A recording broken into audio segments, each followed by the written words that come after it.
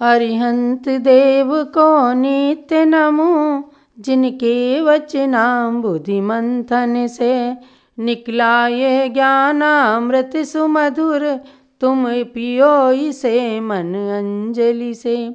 यह सूक्ति सुधा निर्झरणी है, परमानंदामृत भर देगा, आत्मा को परम शुद्ध करके यह सिद्धि धाम में धर देगा। भव्यात्माओं, ज्ञानामृत ग्रंथ के विषय में आप जान रहे हैं। इसके अंदर पंचम प्रकरण है बोध प्रावृत्त का सार, यानी कि पूज्य गणी ज्ञानमती माता जी ने आचार्य श्री कुंद कुंद की वाणी को इस ग्रंथ के अंदर साकार किया है। इसके अंदर स्थान दिया है कि लघु रूप में, सरल रूप में आप सब आचार्य श्री कुंद कुंद स्वामी के भाव को जान सकें, उनके ग्रंथ के सार को जान सकें। आज व्यक्ति के पास इतना समय नहीं होता कि बड़े बड़े ग्रंथों को उठा करके पढ़ा जाए। पढ़ भी लें तो ज़रूरी नहीं कि उनका अर्थ हृदयंगम कर सकें। कुछ कठिन शब्द होते हैं, कठिन भाषा होती है। तो पूज्य ज्ञानमती माता जी ने बड़ा ही उपकार किया है कि उन ग्रंथों का सार लेकर के अपने सरल शब्दों में जब बताया है तो हमें सहज में बड़े बड़े आचार्यों की वाणी का ज्ञान हो जाता है। इस बोध प्रावृत्त सार के अंदर बताया है कि 11 महत्वपूर्ण स्थान, एक तो है श्रावक की 11 प्रतिमाएं, उनसे बिल्कुल अलग हट करके 11 जो महत्वपूर्ण स्थान माने गए हैं उनके बारे में आपको जानना है। आयतन नंबर 1, आयतन नंबर 2, चैत्य ग्रह नंबर 3, जिन प्रतिमा नंबर 4, दर्शन नंबर 5, जिन बिंब नंबर 6, जिन मुद्रा नंबर 7, ज्ञान नंबर 8, देव नंबर 9, तीर्थ नंबर 10, अरहंत और नंबर 11, प्रव्रज्या। इन 11 विषयों को बोध प्रावृत्त के अंदर 11 महत्वपूर्ण स्थान के नाम से बताया है ना। बिल्कुल नई बात, जिनको शायद आप लोगों ने अभी तक भी नहीं जाना होगा। मुझे ही पढ़ करके बहुत अच्छा लगा और नया विषय लगा। आयतन का मतलब क्या है कि जिन्होंने संयम मार्ग में अपने कदम को रख लिया है उनको आयतन कहा गया है। यानी जिन मार्ग में जो संयम सहित मुनि रूप हैं उनको आयतन कहा गया। अर्थात जिनने अपने मन को वश में कर लिया है, इंद्रियों को वश में कर लिया है, राग द्वेष मोह माया लोभ इनके वशीभूत नहीं हैं, तो ऐसे महर्षि महामुनि ही आयतन कहलाते हैं। ये बात बताई। तो आयतन का मतलब फिर हम इनको माने, अर्थात जो संसार शरीर भोगों से विरक्त होकर के केवल अपनी आत्मा का ध्यान कर रहे हैं, आत्म तत्व के चिंतन में लगे हैं, ऐसे महामुनि आयतन हैं। तो उन आयतन का आश्रय हम भी लेंगे तो हमारी भी बुद्धि अच्छी होगी और हम भी सन्मार्ग पर चलेंगे।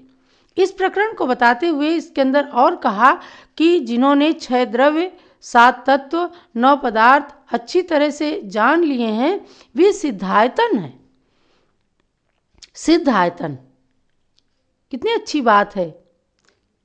यानी कि सामान्य मुनियों को तो आयतन कहा और रिद्धिधारी ऋषियों को, अरहंत केवली भगवान को आयतन शब्द से कहा, क्योंकि यही धर्म के आयतन है, स्थान है। तो इनको सिद्धायतन भी कह दिया। यानी अपने आत्मा की सिद्धि के लिए इन आयतन सिद्धायतन का हमें आश्रय लेना चाहिए और इनके गुणगान करना चाहिए, इनमें अपनी आत्मा को लगाना चाहिए। दूसरा है चैत्य ग्रह। तो संयमी मुनि को भी चैत्य ग्रह कर दिया। चैत्य माने प्रतिमा और प्रतिमा का ग्रह माने मंदिर, यानी चैत्य ग्रह ऐसे तो मंदिर को कहेंगे, लेकिन मुनियों को भी चैत्य ग्रह कह दिया, क्योंकि मुनि ही साक्षात अरहंत आदि के पद को प्राप्त करने के अधिकारी होते हैं। तो जो ज्ञान युक्त आत्मा को जान लेते हैं और दूसरे भव्य जीवों का भी को उसका बोध कराते हैं, 5 महाव्रतों से शुद्ध हैं, स्वयं ज्ञानमय हैं, ऐसे मुनियों को चैत्य ग्रह कह दिया। देखो आप, इसका मतलब क्या है कि हमें इस पंचम काल के अंदर मुनियों की खूब भक्ति करनी चाहिए। तो संयमी मुनियों को भी चैत्य ग्रह की उपमा, यानी कि हम कह देते ना चलते फिरते तीर्थ हैं, तो संतों को चैत्य ग्रह की उपमा भी दी है। और जिन शासन के अंदर चैत्य ग्रह को षट कायिक जीवों का अर्थात प्राणी मात्र का हितकारी माना गया है, तो श्री कुंद स्वामी ने संयमी मुनि को चैत्य ग्रह कहा। तथा कृत्रिम अकृत्रिम जिन मंदिर चैत्य ग्रह तो हैं ही, ऐसा अपने को समझना है। तीसरा है जिन प्रतिमा नाम का स्थान, यानी कि जो सम्यक दर्शन के द्वारा शुद्ध चारित्र को धारण करने वाले तीर्थंकर की प्रतिमा हैं, वह जिन प्रतिमाएं हैं और वो स्वशासन और पर शासन की अपेक्षा से 2 प्रकार की मानी गई हैं। तो जो जंगम यानी गति रहित निर्ग्रंथ बीतराग प्रतिमा है, वही जिन शासन में प्रतिमाएं मानी गई हैं। बाकी जंगम प्रतिमा का मतलब क्या है? तो जो निरतिचार चारित्र का पालन करते हैं, जिन श्रुत को जानते हैं, अपने योग्य वस्तु को देखते हैं तथा जिनका सम्यक शुद्ध है, ऐसे मुनियों का निर्ग्रंथ शरीर जंगम प्रतिमा है, इसीलिए उनकी वंदना करते हैं। निर्ग्रंथ दिगंबर मुनि चलती फिरती जिन प्रतिमा है, ये चलते फिरते भगवान के रूप में हैं। नमो लोए सब साहुणम एक पद बोल दिया, समझो समस्त मुनियों को नमस्कार हो गया। भाई सबसे पहले तो मुनि ही बनते हैं, मुनि ही आगे जाकर के उपाध्याय आचार्य की पदवी प्राप्त करते हैं, और जब सारी पदवियों का त्याग कर दिया जाता है तब जाकर के संलेखना, उत्तम संलेखना होती है। और उत्तम संलेखनाएं जिनने प्राप्त कर लिया, यानी उत्तम समाधि मरण जिन्होंने धारण कर लिया, तो वो 2-4 भवों में ही भगवान बन जाते हैं, अरहंत केवली भगवान बन जाते हैं। तो निर्ग्रंथ दिगंबर मुनियों को भी चलती फिरती जंगम प्रतिमा के रूप में माना है। और ग्रंथों में एक और बताया है कि जहाँ प्रतिमा तो प्रतिमा है ही, अरहंत भगवान की, सिद्ध भगवान की प्रतिमा, उनकी पहचान बताई कि ग्रंथों में अष्ट प्रातिहार्य तथा यक्ष यक्षिणियों से सहित मूर्ति को अरहंत प्रतिमा कहते हैं। इसीलिए आपने कहीं कहीं देखा होगा कि जो 24 तीर्थंकर भगवान की प्रतिमाएं होती हैं, उनके आजू बाजू में उनके शासन देव देवी की भी प्रतिमा बनाते हैं, ये उनकी पहचान होती है। तो ये शास्त्रों का कथन है, ये किसी व्यक्ति का कथन नहीं है। मांगी तुंगी सिद्ध क्षेत्र में पूज्य गणनी ज्ञानमती माता जी गईं, वहाँ आचार्य शांति सागर महाराज की परंपरा के पंचम पट्टाचार्य श्री श्रेयान सागर महाराज की प्रेरणा से 24 मंदिर बना है। उस 24 मंदिर के अंदर खड्गासन 24 प्रतिमाएं हैं, उनके आजू बाजू में यक्ष यक्षिणी की प्रतिमाएं हैं। टिकैत नगर जो ज्ञानमती माता जी की जन्मभूमि है, वहाँ भी 24 भगवान की प्रतिमाएं विराजमान हैं। तो शासन देवी देवताओं की प्रतिमाएं साथ में। आप देखिए बड़वानी 52 गजा के अंदर चतुर्थ काल की प्रतिमा कही जाती है भगवान ऋषभ देव की, उनके आजू बाजू में गोमुख देव चक्रेश्वरी देवी की प्रतिमा है। तो ये शास्त्रीय नियम है कि भगवान अरहंत भगवान की प्रतिमाएं, तीर्थंकर भगवान की प्रतिमाएं अष्ट प्रातिहार्य से सहित और यक्ष यक्षिणियों की मूर्ति से सहित होनी चाहिए। छत्र चमर आदि प्रातिहार्य हैं, इन प्रतिमाओं को अरहंत प्रतिमा कहा जाता है। और जिन प्रतिमाओं में ये सब नहीं होते हैं तो उनको सिद्ध प्रतिमा कहा जाता है।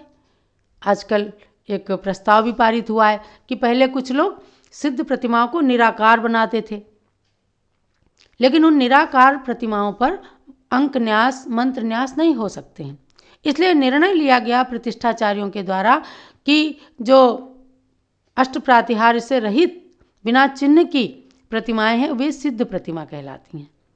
आप जम्बूद्वीप में देखिए कि सारी सिद्ध प्रतिमाएं, उनके ऊपर लिखा है नमो स्वयं सिद्ध पडिमाणम, उनमें कोई चिन्ह नहीं है, प्रातिहार्य नहीं है, देवी देवता नहीं है, यक्ष यक्षिणी नहीं है, कुछ भी नहीं है, तो वो सिद्ध प्रतिमाएं हैं।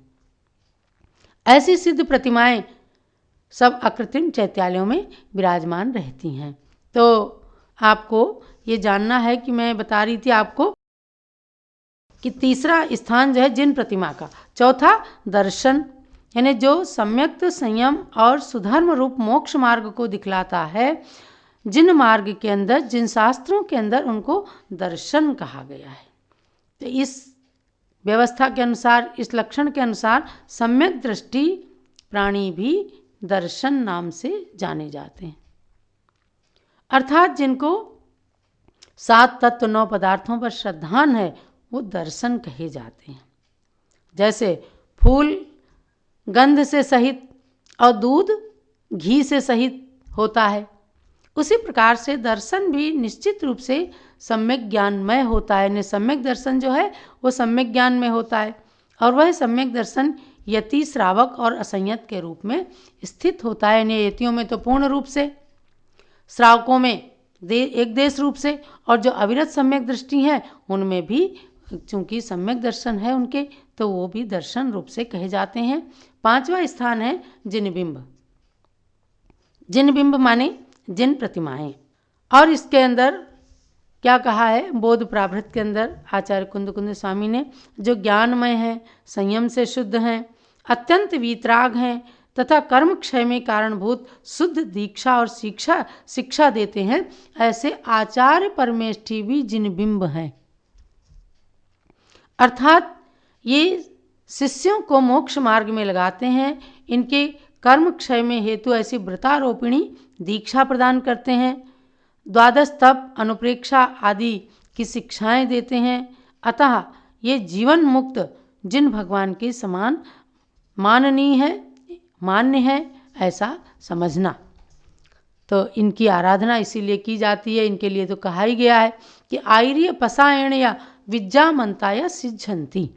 देखो, आचार्य धरसेन के कृपा प्रसाद से पुष्पदंत भूतबली ने पहले विद्याओं को सिद्ध किया, मंत्र मिला उनको, विद्या सिद्ध की, वो बात अलग है, उनकी कहानी है कि आचार्य देव के ऊपर इतनी श्रद्धा रखी कि उन्होंने अगर गलत मंत्र भी दे दिया तो उसमें किसी तरह की अपनी बुद्धि नहीं लगाई, अपना ज्ञान नहीं लगाया, जा कर के उनकी सिद्धि की।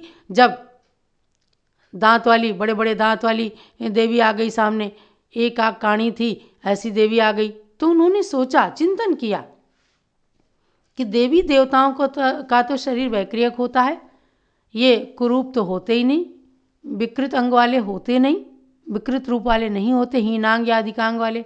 तब उन्होंने एक मंत्र के अंदर जो एक अक्षर कम था, एक मंत्र के अंदर एक अक्षर अधिक था, उनको शुद्ध करके और सिद्ध किया। अच्छी देवियाँ, एकदम सुडौल स्वरूप वाली देवियाँ आ गईं। तो आ करके उन्होंने गुरुदेव को बताया, यानी कि उन्होंने मंत्र की सिद्धि की। तो ये सब आचार्य के प्रसाद से हुआ। 6ठा स्थान है जिन मुद्रा, यानी आप इसको पढ़िए, बड़ी अच्छी अच्छी बातें इसके अंदर हैं। संयम की दृढ़ मुद्रा से सहित जिन जो इंद्रिय का निरोध कर चुके हैं, यही जिन शासन के अंदर जिन मुद्रा बताई गई है। मुद्रा सब जगह पूज्य होती है। राज मुद्रा को धारण करने वाला अत्यंत हीन मनुष्य भी जैसे मान्य होता है। नीति सार के अंदर कहा है, मुद्रा सर्वत्र मान्या स्यान् निर्मुद्रो नैव मन्यते, राज मुद्रा धरोत्यंत हीनवत् शास्त्र निर्णय। इसको आप पढ़िए। 7वां स्थान बताया है ज्ञान, जो मोक्ष मार्ग इंद्रिय संयम तथा प्राणी संयम से युक्त है। यानी जो मोक्ष मार्ग में लगने वाला सम्यक ज्ञान है, जिस संयम को जिन शास्त्रों के ज्ञान से प्राणी प्राप्त करता है, उसको ज्ञान, सच्चा ज्ञान, उसी को मानना चाहिए। यहाँ ज्ञान से श्रुत ज्ञान विवक्षित है। श्रुत ज्ञान तो श्रुत केवली, यदि 11 अंग 14 पूर्व का ज्ञान हो जाता है जिसको, उसको श्रुत केवली कहते हैं। श्रुत केवली के ज्ञान में और केवल ज्ञानी के ज्ञान में केवल प्रत्यक्ष और परोक्ष का अंतर है, बाकी एक सदृश होते हैं, ऐसा भी जिन आगम के अंदर कहा है। आरिकाओं को भी 11 अंग तक का ज्ञान हो सकता है, इसीलिए सठखंडागम आदि ग्रंथों का पठन पाठन उनके लिए बताया गया है। ब्राह्मी, सुंदरी, राजुल, चंदना आदि आरिकाओं को भी 11 अंग तक का, सुलोचना को 11 अंग तक का भी ज्ञान था। तो ऐसा ज्ञान है। नंबर 8 में बताया है देव, यानी कि जो धर्म, अर्थ और काम को अच्छी तरह से प्रदान करता है। तो देव के पास में धर्म होता है, अर्थ है, यानी जो देवे सो देव, इसके अंदर एक व्युत्पत्ति अर्थ कर दिया, जो देवे सो देव, यानी जिनेंद्र देव को सच्चा देव माना गया है, सर्वज्ञ भगवान को। और 9वां है तीर्थ, 10वां है अरहंत और 11वां है प्रव्रज्या। इन स्थानों को प्राप्त करके और अपने जीवन को समुन्नत तो बनाना ही है। इसका स्वाध्याय करने से इतनी अच्छी आगम की बातें ज्ञात हो जाती हैं कि हमें कोई दिग्भ्रमित नहीं कर सकता, फिर अपना सम्यक तो दृढ़ हो जाता है। ऐसे बोध प्रावृत्त सार का स्वाध्याय करके आप अपने ज्ञान को समीचीन बनाइए। आप सब